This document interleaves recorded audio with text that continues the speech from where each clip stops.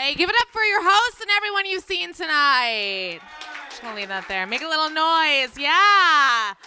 We've seen some great stuff that makes you feel, some stuff that makes you laugh, some stuff that you're gonna take home tonight and think about when you're in bed tonight. Hopefully this next set is one of those things. So, any of my makeup wearers with masks? Yeah? Make a little noise. We got a wave of some people. Hell yeah. Okay. I don't know what it is. And for those of you that don't wear makeup and masks, it's a little bit like putting on your underwear after sex. You know what I mean? You're like, it's not dirty, but it's not right. It's not right. So speaking of masks, I've been dealing a little bit with maskne. Anyone else? Anyone else got some maskne issues? Okay. The rest of you are hot, so good for you. So I've been dealing with maskne, and it's been kind of ruining what should be when you, like my big end of the 90s rom-com reveal. You know, when I take off my mask. Okay, so at the end of every shitty 90s rom-com, you know, she takes off the glasses and everyone's like, oh my God, we had no idea. She was hot the whole time. And it's supposed to be for me, I take off the mask, and, you know, so people are mostly, though, like, oh, my God. I didn't know a white head could have a black head. Wow, look at that. So the maskne has been bugging me, but I'm a very forward-thinking person. I look in the mirror, and I see the possibilities of what could be. I don't see adult acne. I'm like, you know what? Those zits could be open wounds, okay? I don't know what it is about going out to see people that I love and want to impress that I'm like, I should be using pus out of my face. So I didn't think the acne was that bad until I went home to Kansas City during the pandemic, and my mom was like, hey, look at that. You'll be one of the first to get vaccinated. I was like, what do you mean? And she said, well, that acne constitutes a disability. Guys, it's my mom. It's fine. She keeps me grounded. Otherwise, I might be something stupid like happy. I did spend a lot of time at home during the pandemic. Anyone else do that, or do we have self-respect? Okay. Someone's like, ugh. Yeah, that's kind of the vibe of going home with your parents during the pandemic. So I was there a lot, and it was kind of nice because one of the biggest points of contention in me and my parents' relationship was not an issue. My parents are very Catholic. They want to go to Mass once a week. I want to find an excuse why I can't go with them once a week. But during the pandemic, it wasn't an issue. There was no Mass going on, nothing to escape from.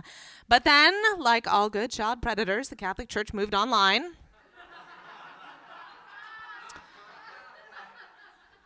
Kind of a bummer, but it is fun to pretend to be an altar boy online.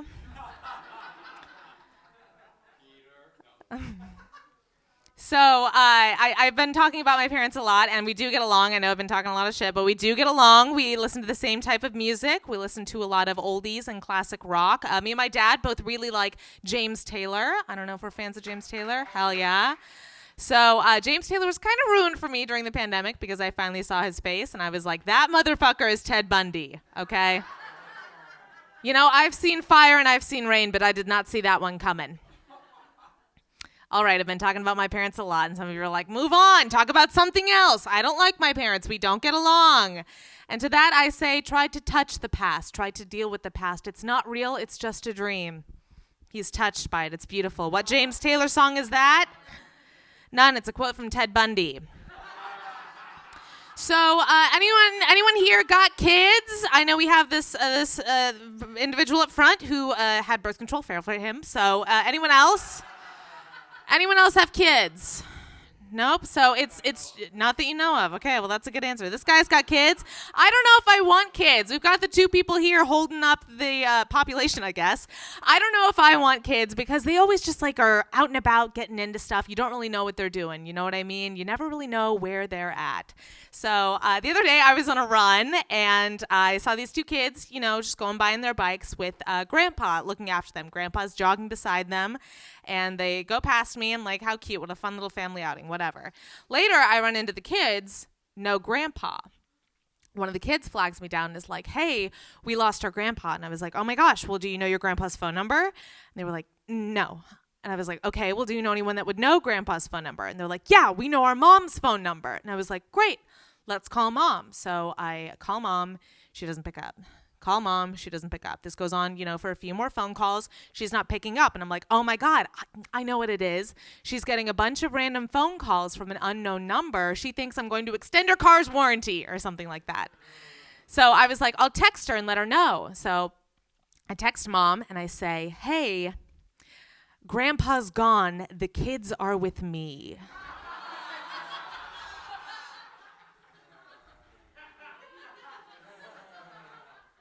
Eventually, while I'm waiting for that wonderful text to go through and hit mom, Grandpa comes back and picks up the kids. He's like, I'm so sorry. I'm like, everything is all right. I saved the day.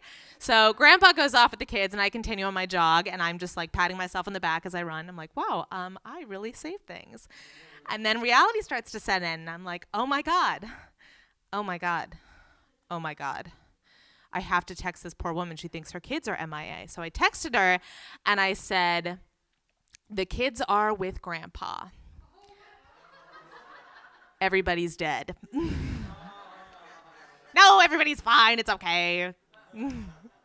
All right, so I'm a millennial. Any other millennials in the house?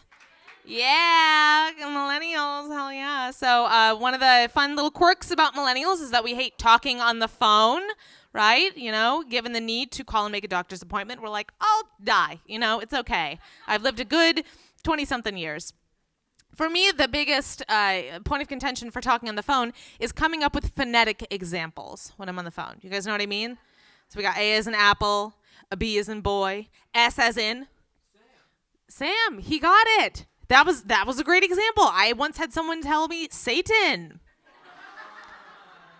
I once had another woman just like, I'm not giving an example today. I was like, you hang up the phone in that instance? So I hate having to come up with examples on the fly because you don't want to say anything strange or offensive. Why would you do that? That's so weird. Well, you don't want to say anything that's inappropriate. You don't want to do that.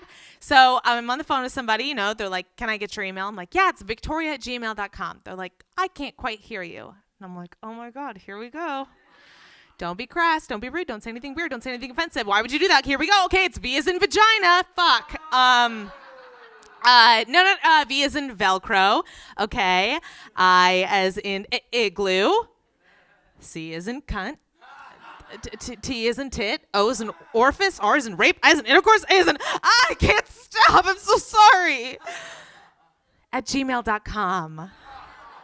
Thank you so much. Thank you so much. So I'll get out of here on this. I got one more little joke for you. So it's getting cold in Chicago, and it is the worst time of years for the hose. Where are my hose at? Anyone? It's the time of year. We got to put our crop tops away. This girl's like, So the hoes got to start putting the hoe clothes away, which is a major bummer for all of us. Or, you put tights on underneath it, whatever. I'm from Kansas City, though, and that is not the case in Kansas City. In Kansas City, we tell ourselves a hoe never gets cold. Have we ever heard this before? Maybe, maybe not. If you're not a hoe, then you wouldn't. Okay, this guy knows.